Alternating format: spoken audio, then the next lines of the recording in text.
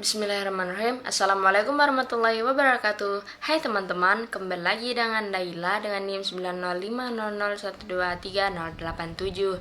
Pada kesempatan kali ini kita akan membahas secara spesifik mengenai kebijakan pendapatan dan kebijakan belanja dalam ekonomi Islam.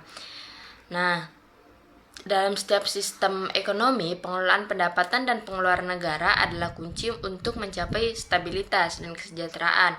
Namun, dalam ekonomi Islam, pendekatan ini tidak hanya berlandaskan pada efisiensi ekonomi, tetapi juga pada nilai-nilai etika, keadilan, dan kemaslahatan umat. Ini adalah upaya untuk menciptakan sistem ekonomi yang adil, merata, dan berkelanjutan. Nah, mari kita mulai dengan kebijakan pendapatan ekonomi Islam. Ini merujuk pada cara pemerintah Islam memperoleh dana untuk membiayai kegiatannya. Sumber-sumber pendapatan ini sangat berbeda dari sistem konvensional karena harus sesuai dengan prinsip syariah dan bebas dari unsur riba. Yang pertama, zakat. Ini adalah kewajiban utama dan paling vital. Zakat diambil dari harta orang kaya yang didistribusikan kepada 8 golongan yang berhak, seperti fakir, miskin, dan amil. Perannya sangat besar dalam ekonomi karena distribusi kekayaan dan pengentasan kemiskinan. Kemudian yang kedua, jizyah atau pajak perlindungan yang dikenakan pada warga non-muslim yang tinggal di wilayah kekuasaan Islam sebagai imbalan atas jaminan keamanan dan kebebasan beragama. Kemudian kharaj atau sejenis dengan pajak tanah atau hasil pertanian yang dikenakan pada pemilik tanah non-muslim di wilayah Islam. Kemudian ghanimah dan fai yang sama-sama berasal harta yang diperoleh dari rampasan perang yang sah atau harta yang didapat tanpa perangan. Kemudian pajak, jika ada kebutuhan mendesak atau defisit anggaran, pemerintah Islam bisa memungut pajak tambahan asalkan adil, tidak memberatkan, dan hasilnya digunakan untuk kemaslahatan umum. Kemudian infak, sedekah, dan wakaf. Ini adalah sumber pendapatan sukarela yang sangat dianjurkan dalam Islam. Rekontribusi besar pada perkembangan sosial dan ekonomi umat. Selanjutnya mari kita bahas kebijakan belanja ekonomi Islam.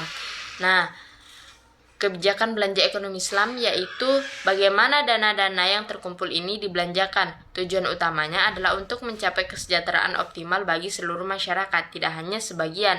Pemenuhan kebutuhan dasar. Prioritas utama adalah memastikan setiap individu memiliki akses terhadap kebutuhan dasar seperti pangan, sandang, papan, pendidikan, dan kesehatan.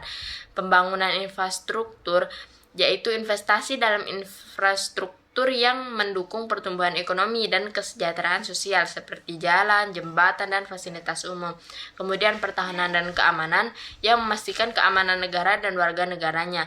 Kemudian pengentasan kemiskinan melalui program-program yang berkelanjutan dan berbasis zakat untuk membantu kelompok rentan agar mandiri.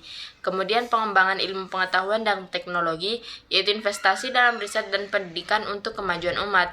Kesejahteraan sosial ini mengelola jaminan sosial, bantuan bencana, dan lain-lain. Setiap pengeluaran harus dilakukan dengan prinsip efisiensi, akuntabilitas, dan transparansi serta harus bebas dari pemborosan dan korupsi. Kesimpulannya, kebijakan pendapatan dan belanja dalam ekonomi Islam adalah suatu sistem yang komprehensif yang menggabungkan aspek ekonomi dengan dimensi etika dan sosial yang kuat dengan sumber pendapatan yang beragam dan pengeluaran yang berorientasi pada kemaslahatan. Islam menawarkan model pengelolaan keuangan negara yang tidak hanya efektif untuk pertumbuhan ekonomi tetapi juga adil, merata, dan membawa keberkahan bagi seluruh umat. Semoga penjelasan kali ini memberikan pemahaman yang lebih baik. Terima kasih sudah menyimak dan sampai jumpa di kesempatan berikutnya. Assalamualaikum warahmatullahi wabarakatuh.